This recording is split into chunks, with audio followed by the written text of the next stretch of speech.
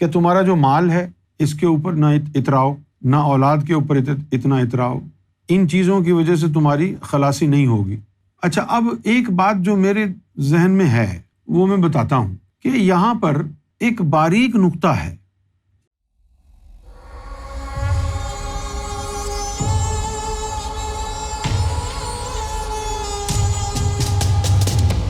صوفی محمد سلیم Dubai, وعلیکم السلام، آپ سے مؤدبانہ گزارش ہے کہ سورہ الشعراء کی آیت ربانی کا ترجمہ کرتے ہیں۔ اس دن مال اور بیٹے اس کو منافع دیں گے جو پاک و طاہر کے ساتھ، یعنی انکرپٹڈ ہارٹ لے کر آئیں گے۔ دونوں صورت میں قلب کی طہارت لازمی ہے۔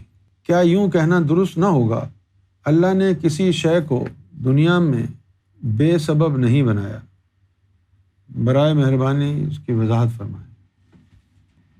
ہاں، یہ تو صحیح ہے، اللہ نے ہر چیز کو سبب کے ساتھ بنایا ہے، لیکن یہاں پر جو کہا گیا ہے کہ اس دن نہ مال کام آئے گا نہ بیٹے کام آئیں گے، اس دن تو کامیاب وہ جو ہوگا جو قلب سلیم لائے۔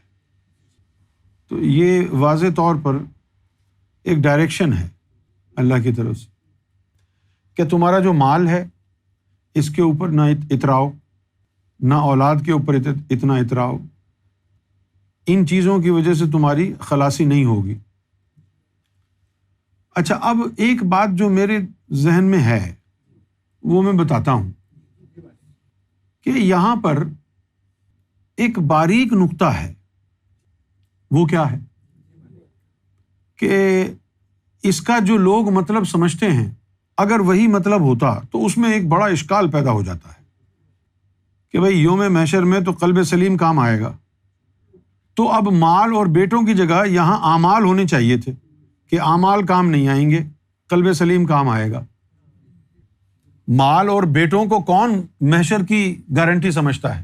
کوئی بھی نہیں۔ تو معلوم یہ ہوا کہ قلب سلیم کے حصول کے لیے مال اور اولاد قربان کرنی پڑے گی۔ اگر یہ اس کی راہ میں رکاوٹ بنے تو ان کو چھوڑنا ہوگا، کیونکہ کام یہ نہیں آئیں گے، وہاں پر کام دل آئے گا۔ نقطہ باریک یہ ہے کہ قلب سلیم کے حصول کے لیے، یعنی ذکر قلب کے لیے، اب آپ نے ذکر لیا، اب آپ کا جو ہے وہ مال کا نقصان ہو رہا ہے، سمجھیں، یعنی کام دھندے میں اب اگر آپ سست ہو گئے، نوکری میں سست ہو گئے تو لوگ دشمن ہو جائیں گے، ذکر کی وجہ سے سارا کچھ ہو رہا ہے، کہیں گے کہ چھوڑ دو اس کو۔ یا اولاد ہے، وہ اولاد راستے میں رکاوٹ بن گئی تو آدمی سوچتا ہے کہ یار چلو بعد میں کر لیں گے، اللہ اللہ، چھوڑ دو اس کو۔ یہ چیزیں اس راستے میں رکاوٹ بن جاتی ہیں۔ اعمال کا ذکر نہیں کیا نا کہ بھئی تم اعمال پر، یا تو یہ ہوتا کہ یہ تو اعمال پر بھروسہ کر کے بیٹھے ہیں، یوم محشر میں تو اعمال نہیں، دل کام آئے گا۔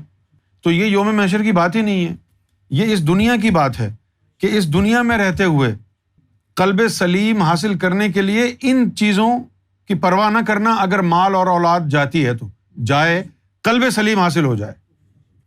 اگر اس دنیا میں اولاد اور مال کی قربانی دینی پڑے اور قلب سلیم مل جائے تو گھاٹے کا سودا نہیں ہے، یہ اس کا مطلب ہے۔